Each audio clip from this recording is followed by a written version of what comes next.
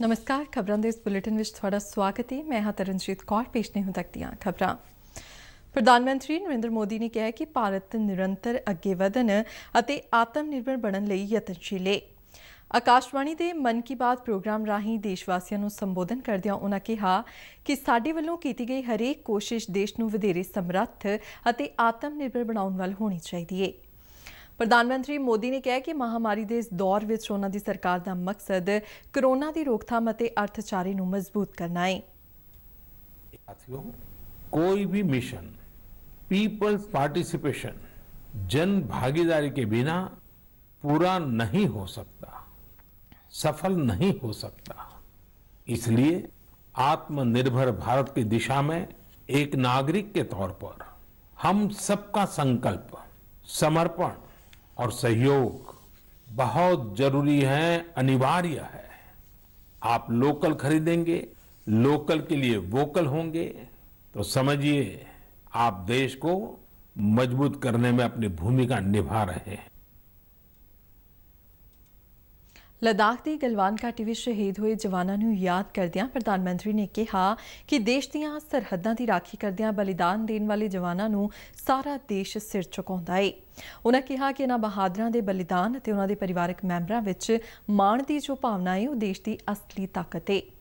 प्रधानमंत्री ने कहा कि देश वधेरे ताकतवर होवे ते वधेरे समर्थ बने, इहो शहीद जवानों को सच्ची श्रद्धांजलि होवेगी। प्रधानमंत्री ने कहा कि कोई भी मुहिम लोक भागीदारी तो बिना सफल नहीं हो सकती।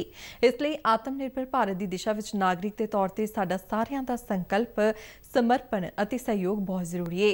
प्रधानमंत्री ने एक बार फिर लोकल लिए वोकल का सदा दिता है। प्रधानमंत्री ने कहा कि देश के लोग भारत को रक्षा खेत्र में भी आत्मनिर्भर होया देखना चाहते हैं, जिसलिए लगातार कोशिश की जा रही है। प्रधानमंत्री नरेंद्र मोदी ने कहा कि लद्दाख विच भारत की जमीन ते अख चुक के देखने वालियां नूं करारा जवाब मिलिया है। उन्होंने कहा कि इस दौरान दुनिया ने प्रभुसत्ता ते सरहदां की राखी करने लई भारत की ताकत और वचनबद्धता देखी है। उन्होंने कहा कि जे भारत दोस्ती निभाउणा जाणदा है तो अखां विच अखां पा के टुकवां जवाब देना भी भारत नूं आउंदा है। प्रधानमंत्री ने कहा कि भारत की मित्रता ते भरोसे की परंपरा रही है ते इन्हां आदर्शां नाल ही असीं अगे वधदे रहांगे। कोरोना वायरस महामारी के दौर में प्रधानमंत्री ने एक बार फिर लोगों तो सहयोग मंगिया ਅਤੇ ਉਹਨਾਂ ਨੂੰ ਲਾਪਰਵਾਹੀ ਨਾ ਵਰਤਣ ਦੀ ਅਪੀਲ ਕੀਤੀ। ਉਹਨਾਂ ਕਿਹਾ ਕਿ ਦੇਸ਼ ਲਾਕਡਾਊਨ ਵਿੱਚੋਂ ਬਾਹਰ ਨਿਕਲ ਕੇ ਅਨਲੌਕ ਦੇ ਦੌਰ ਵਿੱਚ ਪਹੁੰਚ ਗਿਆ ਹੈ, ਜਿੱਥੇ ਸਾਨੂੰ ਕੋਰੋਨਾ ਦੀ ਰੋਕਥਾਮ ਅਤੇ ਅਰਥਚਾਰੇ ਨੂੰ ਮਜ਼ਬੂਤ ਬਣਾਉਣ ਤੇ ਧਿਆਨ ਕੇਂਦਰਿਤ ਕਰਨਾ ਹੋਵੇਗਾ। ਮੋਦੀ ਨੇ ਲੋਕਾਂ ਨੂੰ ਸੁਚੇਤ ਕਰਦਿਆਂ ਕਿਹਾ ਕਿ ਜੇਕਰ ਅਸੀਂ ਮਾਸਕ ਨਹੀਂ ਪਹਿਨਦੇ, ਸਰੀਰਕ ਦੂਰੀ ਅਤੇ ਹੋਰਨਾਂ ਸਾਵਧਾਨੀਆਂ ਦਾ ਪਾਲਣ ਨਹੀਂ ਕਰਦੇ ਤਾਂ ਅਸੀਂ ਆਪਣੇ ਆਪ ਦੇ ਨਾਲ ਦੂਜਿਆਂ ਨੂੰ ਵੀ ਖਤਰੇ ਵਿੱਚ ਪਾ ਰਹੇ ਨੇ। प्रधानमंत्री ने कहा कि इस अनलॉक के नाल दहाकियां तो कई सैक्टरों में आई खड़ोत भी दूर करने की कोशिश की गई है।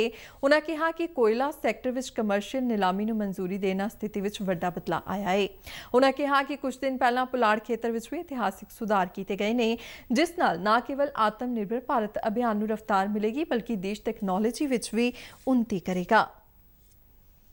खेतीबाड़ी ऑर्डीनेंसा का जिक्र करदियां प्रधानमंत्री ने कहा कि इस नाल एक पासे तां किसानां नूं अपनी जिन्स किसी नूं भी अते किते भी वेचण की आज़ादी मिली है, उत्थे दूजे पासे उन्हां नूं वधेरे कर्ज मिलना भी यकीनी होया है।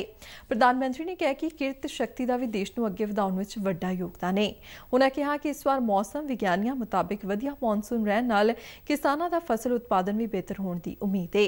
प्रधानमंत्री ने कहा कि इस बार असीं भगवान गणेश दीयां ईको फ्रेंडली मूर्तियां की पूजा कर सकते हाँ, जिस नाल विसर्जन मौके पानी में रहने वाले जीव जंतुओं को बचाया जा सकता है। इस दौरान प्रधानमंत्री ने लोगों को जल संभाल की भी अपील की। मुख्यमंत्री कैप्टन अमरिंदर सिंह ने कहा कि सूबे में लॉकडाउन संबंधी फैसला हालात मुताबिक लिया जाएगा। फेसबुक से कैप्टन नूं सवाल प्रोग्राम के लाइव सैशन दौरान मुख्यमंत्री ने कहा कि कोविड-19 के फैलाव को रोकने विच जिहड़े भी कदम चुके जाने जरूरी होणगे उन्हां लई पूरी तरह तैयार ने। मुख्यमंत्री ने कहा कि देश भर में कोरोना वायरस के केस वधन करके जनतक तौर पर मास्क पहनण और सरीरक दूरी के नियमों की सख्ती नाल पालना होनी चाहिए। उन्होंने कहा कि मास्क तो बिना घरों बाहर आउणा, समाजिक दूरी की पालना ना करना और जनतक थावां ते समाज विरोधी कार्रवाइयां ने ते सानू इन्हां गल्लां तो गुरेज करना चाहिए है। कैप्टन अमरिंदर सिंह ने सूबा वासियों को कोविड-19 की रोकथाम लई सुचेत रहन, सुरक्षा सावधानियां वरतन और सेहत माहिरां की सलाह मनण की अपील की। इस दौरान मुख्यमंत्री ने बसां ते 50% यात्रियों को लिजाण की पाबंदी हटाउण का भी ऐलान किया। उन्होंने कहा कि पिछले 3 हफ्तियां तो तेल दीयां कीमतां विच लगातार वाधे कारण बस कंपनियां वालों मिथी गई समर्था ते बसां चलाउण तो इनकार किया जा रहा है, जिस कारण आम जनता को आवाजाही संबंधी ਦਿੱਕਤਾਂ ਪੇਸ਼ ਆ ਸਕਦੀਆਂ ਨੇ। ਯੂਨੀਵਰਸਿਟੀਆਂ ਤੇ ਕਾਲਜਾਂ ਦੀਆਂ ਪ੍ਰੀਖਿਆਵਾਂ ਦਾ ਜ਼ਿਕਰ ਕਰਦਿਆਂ ਮੁੱਖ ਮੰਤਰੀ ਨੇ ਕਿਹਾ ਕਿ ਆਉਣ ਵਾਲੇ 2-3 ਦਿਨਾਂ ਦੌਰਾਨ ਇਸ ਸੰਬੰਧੀ ਫੈਸਲਾ ਲਿਆ ਜਾਵੇਗਾ। ਕੈਪਟਨ ਨੇ ਕਿਹਾ ਕਿ ਇਸ ਮਾਮਲੇ ਸੰਬੰਧੀ ਯੂਨੀਵਰਸਿਟੀਆਂ ਦੇ ਉਪ ਕੁਲਪਤੀ ਸਿੱਖਿਆ ਵਿਭਾਗ ਨਾਲ ਮੀਟਿੰਗ ਕਰਨਗੇ ਅਤੇ UGC ਨਾਲ ਵਿਚਾਰ ਚਰਚਾ ਤੋਂ ਬਾਅਦ ਪ੍ਰੀਖਿਆਵਾਂ ਸੰਬੰਧੀ ਫੈਸਲਾ ਲਿਆ ਜਾਵੇਗਾ। ਤੇ ਇਸ ਦੇ ਨਾਲ ਹੀ ਖਬਰਾਂ ਦਾ ਬੁਲੇਟਿਨ ਖਤਮ ਹੁੰਦਾ ਹੈ। ਆਗਿਆ ਦਿਓ। ਨਮਸਕਾਰ।